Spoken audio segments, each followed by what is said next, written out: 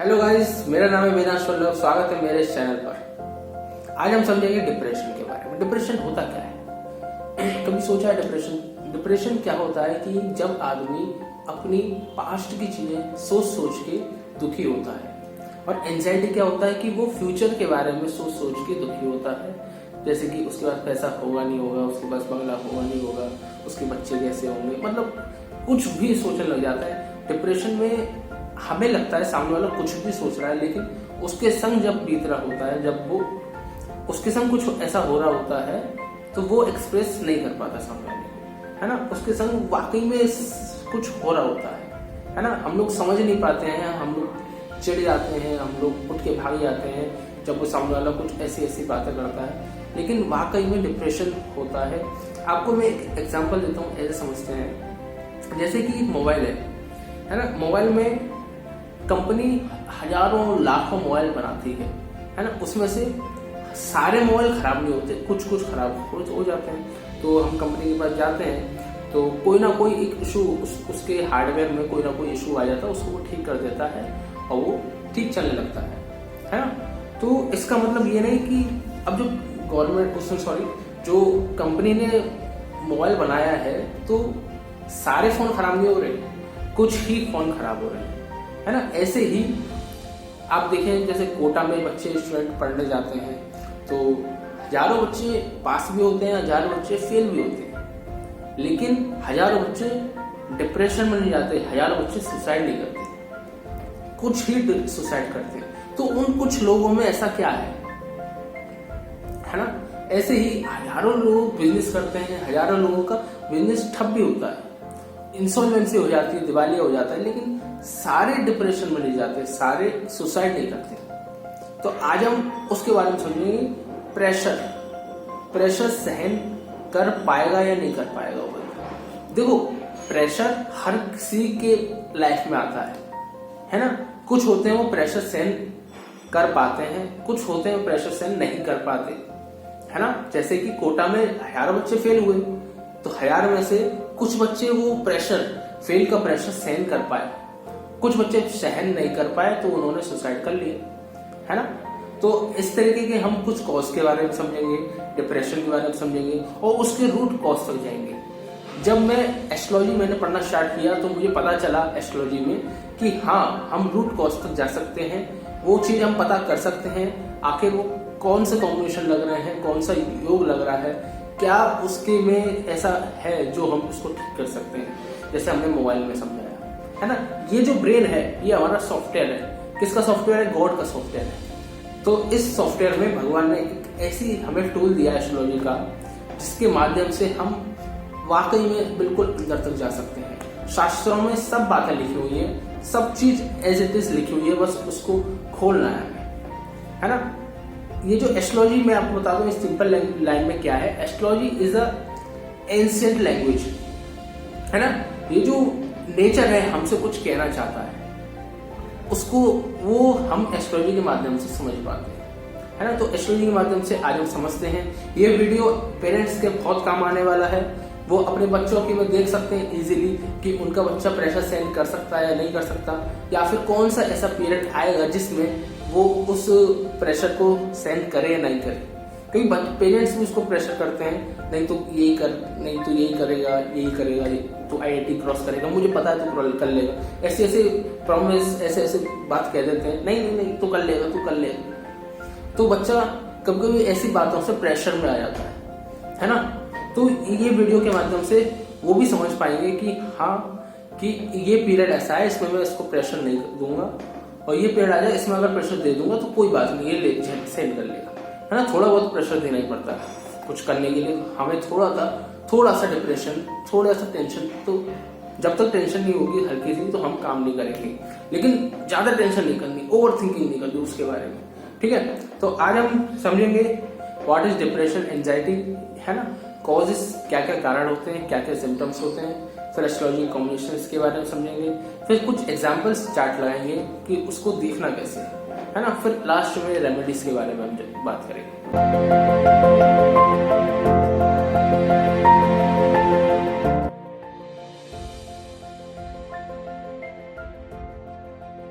हम समझेंगे अब कॉजेस के बारे में। हम यहाँ पर दो चीज बताएंगे, कॉजेस और सिम्टम्स, है ना।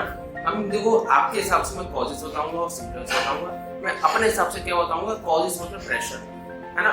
तो प्रेशर ये कॉजेस जो बताने वाला हूँ ये हर किसी की लाइफ में होता है, हर किसी की लाइफ में। सिम्टम्स उन्हीं की में दिखते हैं जो प्रेशर सहन नहीं कर पाते, ठीक है। तो मैं कॉजेस के बारे में बताता हूँ। कॉजेस में क्या होते हैं, ड्यू टू एक्सेसिव वर्कलोड ज्यादा होने के कारण। जब वर्कलोड ज्यादा हो जाता है, कुछ लोग तो क्या करते हैं, घूमने आते हैं, कुछ लोग स्ट्रेस को सहन नहीं कर पाते, मतलब बहुत ज्यादा स्ट्रेस में और ज्यादा चले जाते हैं। वो सिम्टम्स बताऊंगा, क्या क्या सिम्टम्स उन्हें देखने को मिलते हैं, ठीक है। Unemployment, not getting desired success, है ना, और इंफीरियरिटी कॉम्प्लेक्स, फिर परफेक्शनिस्ट, हर चीज में परफेक्शन चाहिए, हर चीज। मतलब सुबह जल्दी उठे, उसके बाद नाश्ता करें, फिर वो रास्ते में ट्रैफिक भी ना मिले, फिर उसके बाद ऑफिस में आए तो ऑफिस में भी सब काम परफेक्शन से हो, है ना। फिर उसके बाद घर पे हमें टाइम से खाना मिल जाए, या घर में घुस रहे हैं तो ये चीज हमें कुछ भी पड़ी हुई चीज ना मिले, बिस्तर भी साफ सुथरा मिले। तो ये बड़ा टिपिकल पॉइंट होता है, और ये बड़े लोग इस चीज में भी परफेक्शन चाहिए, इस चीज में भी लोग स्ट्रेस लेते हैं, फिर डांटने लग जाते हैं, घर में लड़ाई, बच्चों से लड़ाई, ऐसी चीजें होने लग जाती है। तूने ऐसे क्यों किया, तूने ऐसे क्यों किया, ठीक है। फिर आता है कंट्रोल एवरीवन, हर किसी को कंट्रोल करना चाहेंगे, है ना। अपनी पत्नी को कंट्रोल करना चाहेंगे, अपने बच्चों को कंट्रोल करना चाहेंगे, या फिर बड़ा भाई है तो अपने छोटे भाई को कंट्रोल करना चाहेगा, है ना। तो बॉस है तो बॉस अपने सबऑर्डिनेट को कंट्रोल करना चाहेंगे, तो वो सब स्ट्रेस का कारण बन जाता है, ठीक है। फिर है कंपैरिजन, वो 1 लाख कमाता है, मैं 80,000 कमाता हूँ, है ना, उसकी जॉब लग गई, मेरी जॉब नहीं लगी, तो ये भी एक स्ट्रेस का कारण बन जाता है। फिर है लोनलीनेस, अकेलापन जिसको होता है, तो वो भी कुछ ना कुछ सोचते ही रहता है। हमारे मन में इतने हजार थॉट्स आते हैं, तो वो उस चीज में घूमता रहता है, तो स्ट्रेस में आ जाता है ना। फिर है रिलेशनशिप इशू, कोई ना कोई घर में गृहस्थी में लड़ाई हो गई, झगड़े हो गए, चलते रहते हैं। बहुत लोग तो उसको शाम तक भूल जाते हैं, बहुत लोग तो 4-5 दिन, 1 हफ्ते तक मन में बैठाए रहते हैं, है ना। तो ये कुछ रिलेशनशिप, ये सब कुछ कॉजेस हैं जो स्ट्रेस हर किसी की लाइफ में होता है।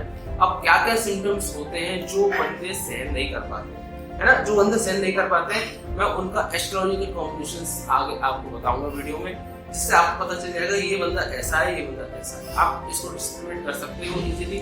और जो लोग स्ट्रेस सहन कर पाते हैं उनको आप स्ट्रेस दे दो, जो नहीं कर पाते उनको आप थोड़ा सा कम।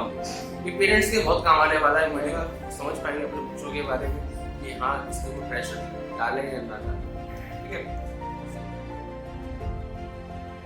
ठीक है। सिम्टम्स क्या है डिप्रेशन के? सिम्टम्स है फीलिंग सैड और एम्प्टी, थॉट ऑफ डेथ और सुसाइड, है ना। ओवर ईटिंग, ज्यादा खा लेना, है ना। इंसोम्निया, नींद ना आना, लैक ऑफ एपेटाइट, पेट में दिक्कत हो जाना, गिल्टी फील होना क्यों, ऐसा वाला, है ना।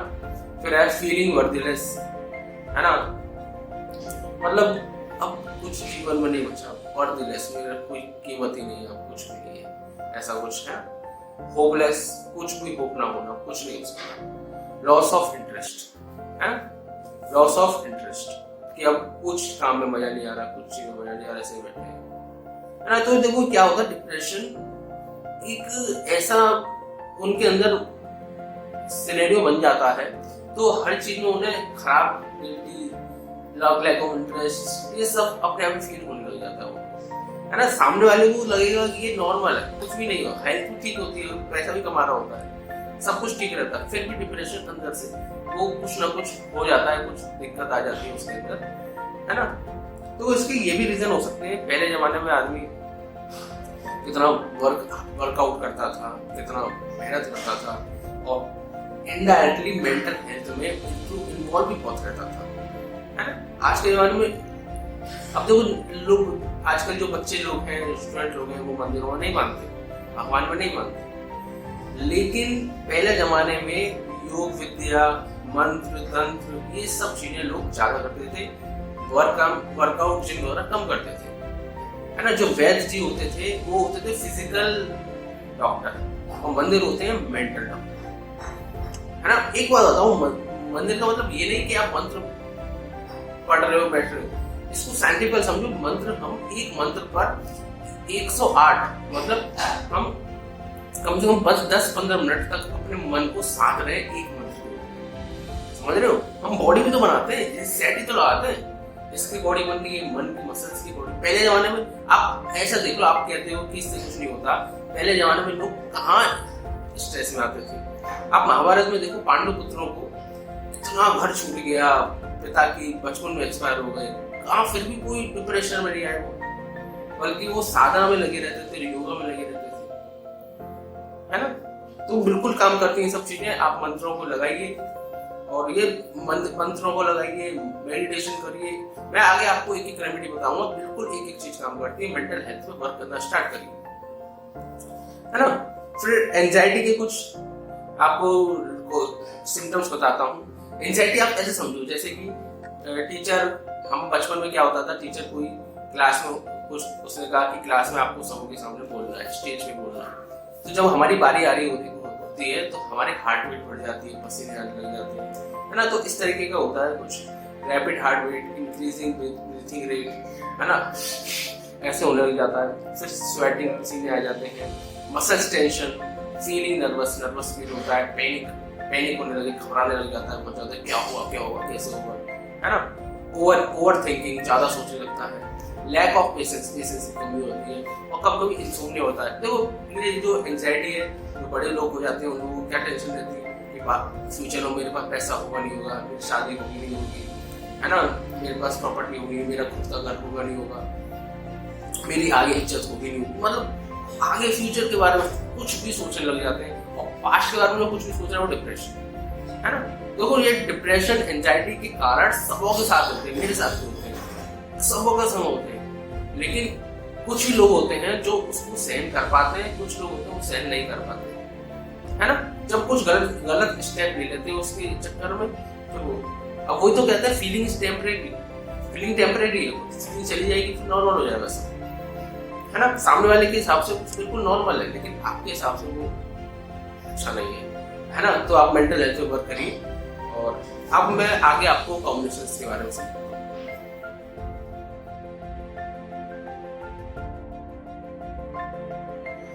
Our horoscope is based on 5 major combinations for depression and anxiety.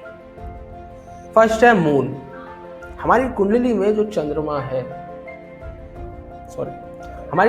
चंद्रमा है वो हमारे मन को रिप्रेजेंट करता है। हमारी अर्थ पर जितना भी पानी है वो सब उसका कारक मून होता है, चंद्रमा होता है। ऐसे ही हमारी ब्रेन में सबसे ज्यादा पानी है। ये समझ लो अर्थ में जितना भी लिक्विड है वो सब मून रिप्रेजेंट करता है। चाहे पानी हो, इसके अंदर जो पानी है ये भी मून के द्वारा रिप्रेजेंट होता है। अगर आपको एक छोटी सी रेमेडी है, अगर मैं पानी को थोड़ा सा पी लूंगा तो मेरा मून अच्छा होगा, है ना। तो ये एक रेमेडी है, मैं आपको और डीप रेमेडीज बताऊंगा, है ना। तो moon is a significator of mind and psyche, है ना। हमारे माइंड को, साइक को मून रिप्रेजेंट करता है। दूसरा है sun, which is significator of soul and self confidence, ये हमारा कॉन्फिडेंस को जज करता है। फिर उसके ascendant which is significator of nature, बहुत इंपॉर्टेंट है, लग्न, जिसको लग्न कहते हैं हिंदी में। फिर है Budh, which is significator of, significator की स्पेलिंग गलत हो कोई नहीं, which is significator of logical and reasoning and decision making, कि ये मरकरी बड़ा इंपॉर्टेंट है इसमें, है ना। मरकरी हमें डिसीजन मेकिंग में बहुत इंपॉर्टेंट रोल प्ले करता है। कि जब मान लो हमें कोई प्रेशर फील हो रहा है, तो मरकरी ही डिसाइड करेगा कि आप क्या डिसीजन लोगे। मरकरी किसी का गलत कुछ ना कुछ प्रॉब्लम होगी मरकरी में, है ना, मरकरी में कुछ ना कुछ इशू रहेगा, तो हो सकता है वो कुछ गलत डिसीजन ले ले, है ना। फिर है 4th house and 4th Lord, है ना, मून इसका कारक है, तो हम इसको भी देख लेंगे। और एक पॉइंट और मैं लिखना भूल गया, जिसको कहते हैं 5th हाउस। 5th हाउस जो हमारी खुशी को, उमंग को, उल्लास को डिसाइड करता है, और 5th हाउस हमारे पेट को भी बताता है ना। तो इस पेट को और हैप्पीनेस को भी जोड़ के आगे बताएंगे। ठीक है, तो ये 5 मेजर कॉम्बिनेशन है, ये 5 मेजर प्लैनेट्स हैं जिनको हम आगे जज करेंगे। सबसे पहले है मून। देखो पीएससी मैं शॉर्ट में लिख दिया, आपके लिए नोट्स है एक तरीके से। मून अगर 6, 8, 12 में बैठा हुआ है, 6, 8, 12 हाउसेस में बैठा हुआ है, या डेबिलिटेड साइन में या नीच का है ना। वैसे आपको इसके बारे में कम जानकारी होगी, मैं आपको इसके बारे में कुछ अलग वीडियोस और बनाऊंगा जिसमें पूरा बेसिक्स ऑफ एस्ट्रोलॉजी होगा, तो वो आपको मैं बताता रहूँगा। मैंने एक चीज़ डिसाइड करी आपके लिए इसमें कि मैं 2 तरीके की वीडियो बनाया करूँगा।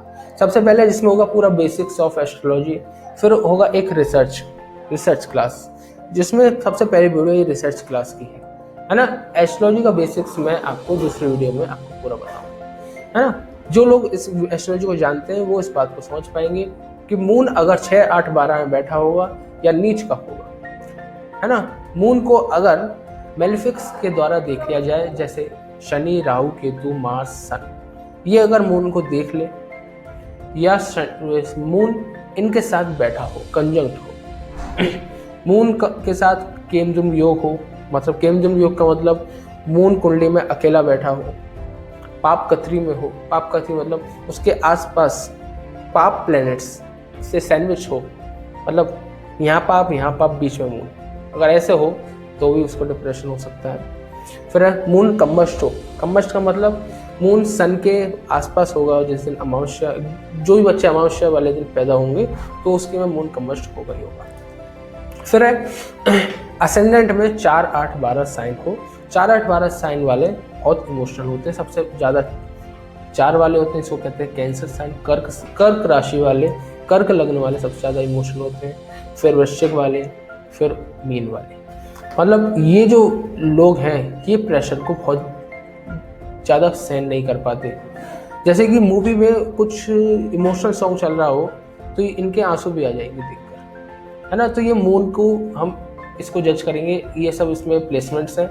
तो जैसे कि मून अगर सैटर्न के साथ बैठा हो तो बंदा बहुत निराशावादी फील करेगा अपने आप को, और राहु के संग बैठा है तो ऑब्सेसिव ज़्यादा हो जाएगा। केतु के संग बैठा है, केतु का अगर प्रभाव मून का के साथ होगा तो बंदा बहुत हर किसी से डिटैच रहेगा, अकेला रहना पसंद करेगा। फिर अब मंगल, तो मंगल के साथ तो बहुत अग्रेसिव बिहेवियर होगा उसका, है ना। सन के संग बैठा है तो ये भी गुस्सा वाला ही है, क्योंकि सन और मार्स दोनों गर्म प्लेनेट है ना। तो ये मून को हम पूरा अच्छे से इसी तरीके से हम जज करेंगे, है ना। तो हम आगे और प्लैनेट्स को देखते हैं। फिर सन भी के साथ भी, सन डेबिलिटेड साइन में हो, सन मेलिफिक्स के द्वारा देखा जा रहा हो, या मेलिफिक्स के साथ कंजंक्ट हो, है ना। 4th हाउस और 4th हाउस लॉर्ड ये भी अफ्लेक्टेड हो। मरकरी में भी पीएससी हम देखेंगे सेम, वही जैसे मून की तरह दिखाता है, ऐसे इसमें गलत जगह बैठा हो, नीच का हो, या फिर मेलिफिक्स के द्वारा देखा जाता हो, या मेलिफिक्स के साथ बैठा हो। बुध हमारी कुंडली में वैसे इसमें भी एक कंसेप्ट है, बुध जैसे कि आपको बताऊं, शनि, राहु, केतु, मंगल, सूर्य ये क्रूर प्लेनेट है। गुरु और शुक्र ये सौम्य प्लेनेट है। बुध मिक्स है ना। बुध न्यूट्रल है। बुध एक बालक है, समझो बालक बच्चा अगर किसी शराबी के साथ बैठा होगा तो वो भी शराब पी लेगा। बच्चा अगर किसी पुजारी के संग बैठा होगा तो वो पूजा भी कर लेगा, है ना। तो बुध अगर इन प्लैनेट्स के साथ बैठेगा तो वो बहुत ज़्यादा खराब रिजल्ट देगा, है ना। तो इसको भी हम मून की तरह देखेंगे कि 6, 8, 12 में बैठा हो, डेबिलिटेड हो, मेलिफिक्स के साथ हो, या मेलिफिक्स उसे दिखते हो, है ना। तो ऐसे ही मून को हम इस तरह जज करेंगे। फिर हम और देखेंगे असेंडेंट लॉर्ड एंड असेंडेंट, इसको भी हम देखेंगे, है ना। तो ये अगर देखो मैं आपको ये बताऊं, ये जो हमने अभी तक देखा, मून अगर किसी का खराब है, सन खराब है, देखो मैंने आपको 5 पॉइंट बताए, इनमें से अगर 4 पॉइंट उसकी कुंडली में खराब होंगे तो बंदा वो प्रेशर सहन नहीं कर पाएगा। तो ऐसे बंदों को बड़ा ध्यान से आप उसको, और ये रिजल्ट जब ही आएंगे जब इनकी दशा चल रही होगी, है ना। तो ऐसे बच्चों को बड़ा ध्यान से आप प्रेशर ज़्यादा ना दें, है ना। तो अगर कुंडली में मान लो दशा, अंतर, अत्यंतर तीनों ही ऐसे प्लैनेट की चल रही हो और तीनों ही डिस्टर्ब हो, है ना, ट्रांजिट भी ऐसा डिस्टर्ब हो, तो ऐसे बंदों को बड़ी हिसाब से प्रेशर देना ही नहीं है उनको तो छुट्टी दे दो भाई, तुम जाओ थोड़े दिन आनंद लेके आओ, मजे करके आओ, है ना। कुछ इसके रेमेडीज में बताऊंगा, कुछ वो रेमेडीज कर ले आराम से, कोई दिक्कत नहीं रहेगी, ठीक है। मैं रेमेडीज भी आगे आपको बताऊंगा, ठीक है। हम बताए थे असेंडेंट में भी यही देखना है, 6-8-12 में प्लेस्ड हो, डेबिलिटेड हो, मेलेफिक्स के द्वारा देखा जाता है, कंजंक्ट के संग बैठा हो, ये मतलब इनके संग कंजंक्ट हो। ऐसे असेंडेंट में 6-8-12 प्लैनेट बैठे हो, है ना, या डेबिलिटेड प्लैनेट असेंडेंट बैठे हो, या मेलेफिक्स के द्वारा असेंडेंट देखा जाता हो। फिर है इनफेवरेबल दशा भी अच्छी, इनफेवरेबल ना हो। तो ऐसा बच्चा अगर ये मेजॉरिटी में होगा, मतलब असेंडेंट लॉर्ड भी खराब, असेंडेंट भी खराब, मून भी खराब, सन भी खराब, ये मेजॉरिटी में होगा और दशा भी अच्छी नहीं चल रही होंगी, तो वो बंदा कुछ गलत एक्शन लेगा। तो मैं आपको कुंडली के माध्यम से ये हम बहुत इजीली जान सकते हैं कि बंदा गलत एक्शन लेगा या नहीं लेगा, है ना। तो एक्शन अगर लेने वाला होगा और हम पहले से देख रहे हैं उसकी कुंडली में, तो उसको या प्रेशर उस समय ना दो तो ज़्यादा अच्छा रहेगा, क्योंकि ऐसे बंदे प्रेशर सहन नहीं कर पाएंगे।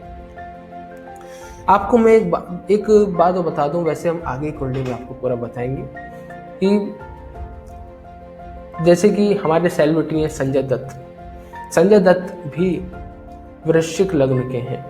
वृश्चिक मतलब 8th साइन, ये जो हमने बताया 8th साइन। तो वो भी बहुत इमोशनल है, बहुत इमोशनल, है ना। इमोशनल बंदा ड्रग्स वगैरह में भी पड़ता है बहुत, तो बहुत इमोशनल है वो।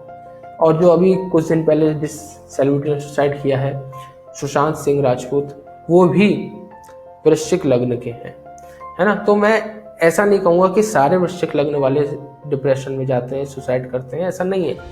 वो अगर मान लो वृश्चिक लग्न है लेकिन सन और मरकरी अच्छा है, मून अच्छा है, तो वो डिप्रेशन में नहीं जाएगा।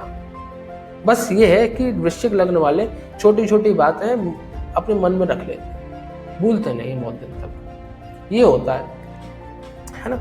हम ये देखेंगे कितनी चीज़ें उसकी प्रॉब्लम है, कितना उसका सॉफ्टवेयर में दिक्कत है ना। देखो दिक्कत कुछ नहीं होता। अब एक बात बताओ, मुझे एक बात बताओ, जैसे कि ये मेरे पास कौन सा फ़ोन है, MI का फ़ोन है ना। अब मान लो वो है लावा का फ़ोन है, मान लो मेरे पास लावा का फ़ोन रखा हुआ। अब लावा फ़ोन अपने आप में बहुत अच्छा है, लेकिन हमारे हिसाब से जो लावा छोटा सा है, हम तो कहेंगे बेकार है, तो बेकार है। अब करेला है, करेला हम कहेंगे करेला है, लेकिन करेला के कितने गुण है ना। जो ऐसी स्थिति मून की जब होती है, तो ऐसा स्थिति वाला बंदा बहुत आर्टिस्टिक होता है ना, धार्मिक भी होता है, बहुत अच्छी रिसर्च भी कर लेगा ऐसा बंदा, है ना। तो वो बस ये है कि वो प्रेशर फील नहीं कर पाता। तो हम इसके बारे में भी हम समझेंगे पूरा अच्छे से, असेंडेंट, तो इसके बारे में हम पूरा अच्छे से समझेंगे, चार्ट्स भी लगाएंगे और रेमेडीज भी देंगे। तो देखो इस तरह के कुछ कॉम्बिनेशंस देखे जाते हैं। मैं आपको जितने कॉम्बिनेशन मैंने आपको बताया, इस तरह के कॉम्बिनेशन देखे जाते हैं। ये तो आपको मैंने ऊपर टॉपिक बताया, और भी हम जब डीप में देखते हैं, नवांश में देखते हैं, नक्षत्र भी देखते हैं, किस नक्षत्र से संबंध बना रहा है, किस नवांश में बैठा है, नवांश में अपनी किस राशि में बैठा हुआ है ना। बहुत सारे वर्गों में भी देखते हैं, कि दशा में देखते हैं, और डीप में बात करते हैं। हम आपको देखो इतने से ही काम चल जाएगा, और डीप में स्टडी करने के लिए हम इसको भी देखेंगे। मैं नेक्स्ट वीडियो बनाऊंगा इसके बारे में, आपको और क्लियर करने के लिए। अगर आप अपनी कोई भी कंसल्टेंसी चाहते हैं, तो आप नीचे कमेंट बॉक्स में अपनी डिटेल्स सेंड कर दीजिए, डेट, टाइम, प्लेस, और नीचे एक क्वेश्चन भी होना चाहिए। बिना क्वेश्चन के मैं आपको जवाब नहीं दूंगा, एक क्वेश्चन भी नीचे लिखिए। फिर मैं आपको नेक्स्ट वीडियो पे आपकी जो क्वेश्चन होगा उसका जवाब दूंगा। नेक्स्ट वीडियो में आपको जवाब मिलेगा, है ना। अगर आप पर्सनल कंसल्टेंसी से चाहते हैं, तो नीचे दिए गए नंबर पर आप मुझसे कॉन्टेक्ट कर सकते हैं, ठीक है। चलो धन्यवाद।